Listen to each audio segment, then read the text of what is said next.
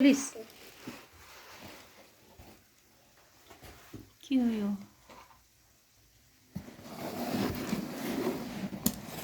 अब खत्म congratulation congratulation mummy एकछिन रुक न बाबा यो समाउनु त एकछिन रुक एकछिन यो बाहिर निकाल्ने यो तैँले अगाडि हल्लाइछस् नि त्यही भएर यता सरेछ कि यसले अगाडि हल्ला हो कि मैले उचाल्छु भन्दा नमानेर उचाल्यो बिच बाटोमा हल्ले छ नि हल्ले त्यही भएर उता सरेछ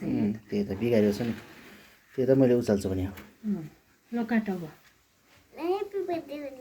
ह्याप्पी बर्थडे होइन ल कङ्ग्रेचुलेसन कङ्ग्रेचुलेसन नानी चाहिँ एलकेजीबाट बधाई छ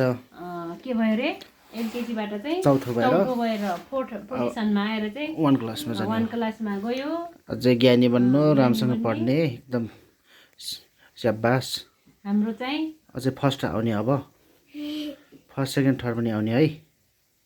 5 भएपछि केक काट्ने शर्त आज पुरा भयो त्यो त्यही पुरा गरे हो बाबा खानु गयो तिमी खाऊ अब खै खै लौ खै ल मम्मीलाई दिन्छु खै ल ल अब नानी 1 मा गएर राम्रोसँग पढ्छ ज्ञानी भएर होइन फेरि 5 हुन्छ नि है आफैले लाउनु न ल तिमीले खुवाइदियो अलि ल्याउ त म काटिदिन्छु अलि यसरी काट्ने के यहाँबाट काटिदिनु हुन्छ नि खुब खान मन लाग्छ त्यसरी खान्न एकछिन हामी खान्छौँ नि त ल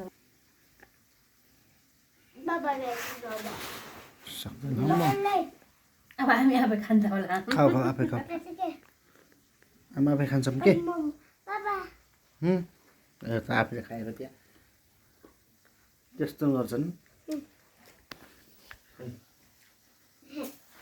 कति थोरै हो अलि धेरै काटेर देऊ न भयो भयो पर्दैन पर्दैन के म तरकारी है यो तरकारी त भोलिसम्म हुन्छ कि अब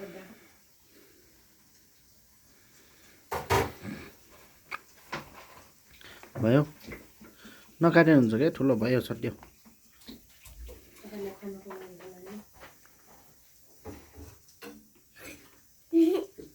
हात फोहोर भयो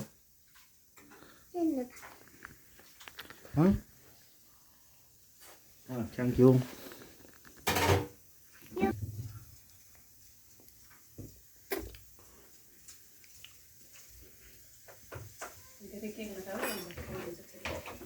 भोलि भात खान्छु केक सक्यो भने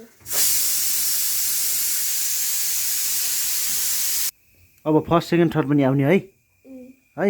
यहाँ तल फर्स्ट सेकेन्ड थर्ड त आन्न केही हुन्न